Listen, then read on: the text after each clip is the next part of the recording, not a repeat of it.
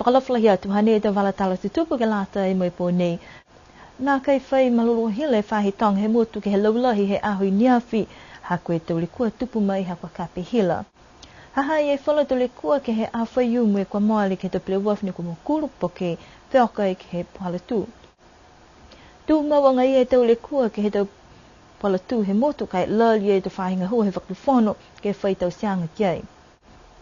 Lali e mtakau amata fua ke tau se e taha whakaruanga ki whakahoho e tau tangata ke tukutuku hefo e te plastiki e motu ke lewe ki ai whoki mai pui pui e towhia. Ka mata tua i e tau wheua tā kirikiki e tau tāne e whewhahi tape whakaholua i ha koe tūhanghang ke lehe te whuwhangutangi. Koe ahu ni awhine kua masi whakaofo e hila ki he whahi tong he motu ke he laulahi he aho moe kua tau heli e laulahi he tau whakaholoanga ke tau lotukaina pia whoki mai whalu te whahinga hua he whaktuwhono. Koe tau whakailoanga ne moa mai he whahi malulu hila koe le kua nini kua tupu ha koe kape hila me lau iai e tau kape hila. Mai ke whahinga hua ke liu ke whakahua hila ke whalu mtakawi ke mga huwhiawhi moe haha iai whoki e tau hata ki anga halu tolu ke he taputanga te motu ka eke ke liu ke masi pia hila kua lata ke tā masi osi e tau koloa ke aua ni kumalona. Ka kolongana mai takolonga e tau lotu ka ina i alofi ni kumalona e tau koloa hila halu tolu koe ahu nei whoki ni kua liwa masi hila ke he lockdown ni alofi. Ma tu taki anga ia e tau lalianga halu tolu ke tu tala mo ia taki whai malu hila ahu nei ka kua lawe ia nā kei mai ke whai talahawanga whakalulahi e tu whoki ke he tau mena ni kua tupu. Ua le kua ni kua tupu whakahofo ai ke tau pleboa whi te palatui a lofi ke hoki whahatapu e kua mole koe pungi a whaiumu ne kua oka e taha pleboa whi ke pā maka ne toka ai ki mua e huana ki ne tata atu ke pā pele he tau whanau i kiki. Kua pehe mai e tangata ni kua whakahole pleboa whi kua nāka i ngahua hana tau puleki moe kua ukalahi ke tau whia i e pleboa whi he horoma whisi nāka i pā kia lahi ia po ke hatangata moe kua tātua he tahamtakainanga ia ke he whalinga ngau. Ke he mga howhia whaiumu ia whoki ua e pleboa whi ne kua okai ke he puhala tū ki hui ha koe tau puhala whakahoroma whisi moe nāka i kisia ki he te whahine ua. Ua e tangata ne kua ua tau he tahe tulaki ne kua mai he hala mai he malewa kalele moe tahe tangata ki loto hana pleboa whi ne kua whenonga mai he hala i hui. Ke mga honei tahani e matua ne kua haa ke whalinga ngau. Pehe mai doa ke kafu, kua ono ai ke whakataka mai e ke whinata ki kaina ke honei. Whakatu mau e tau hata ki anga mai mtakau tau leo ke tau tangata he motu ke tau mata whaktuwhono he palatu ke ua whakaholo mawhisi mai longa whoki e whala te pleboa whi ne whakaunga he palatu. Kua amna ke tahamataka he motu ke kauwhalataha ke tawhakaroanga ni kua lali ai ke tukutuku hefo e laulahi te plastiki ni kua tākewa ke te walatahi e lalulangi. Koe whahi tapu e kua moale ne whakahoko e taha whanuanga lahi ke maanga ko pali hangau ia ke tumuanga he tamuana he lalulangi mai liu ono ai ke tau puhala ke whakatumau e lewe ki anga ke tau koloa ke towhia. Mboatu ke ilo ose tau tolu ka haa ki a sei ka tau tolu a mamanga hane e mai ki tau palasitiki ke malona po ke mai ke whakawekai e ko yosi anga ia si menene tupu mas ke leo ose hato tola tau moana hane hu whakahangani e tau wala palasitiki e lalo hiwi tau wala kele hato tolu hokumo ia ki he tau mangatai moi moana ose hato tolu he lalo langi menene tupu kai e tau manu lele kai e tau manu tahi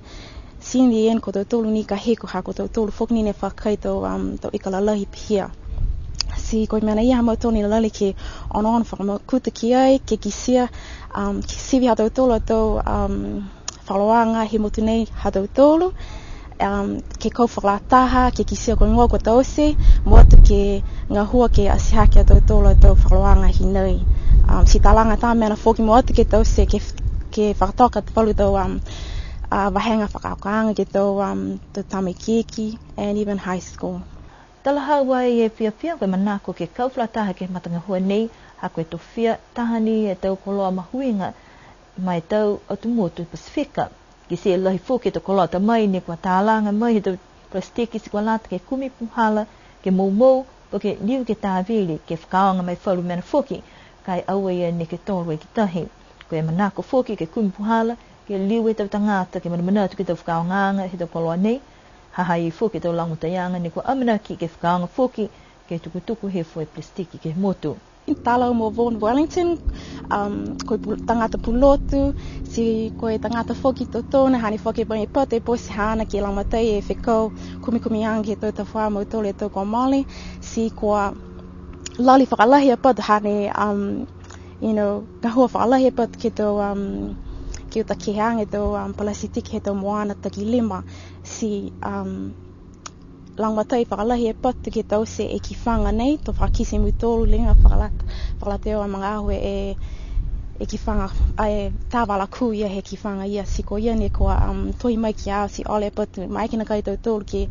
whainga o whakatu whāno, po ke whalu tau matakau mai kina kai ke tau sta whakaroanga we bai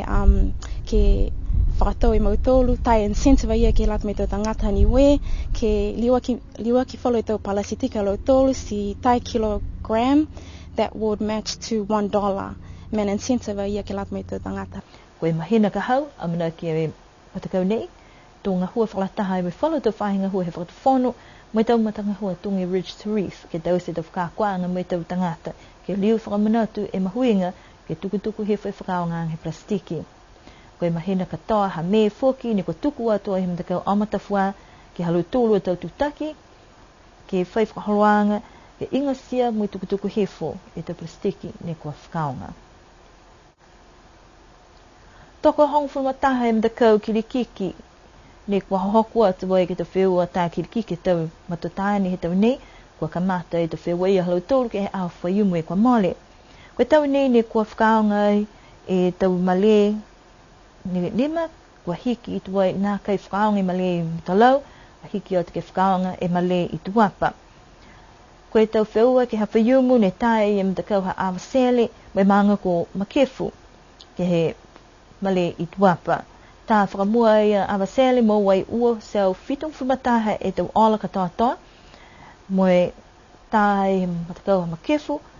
walung whumawhani halutu a ola ni kua hokasia kiai. Ke malei la kepa ne kua tae maanga ko vaia, mo wai lo tōru ua sau me white ola.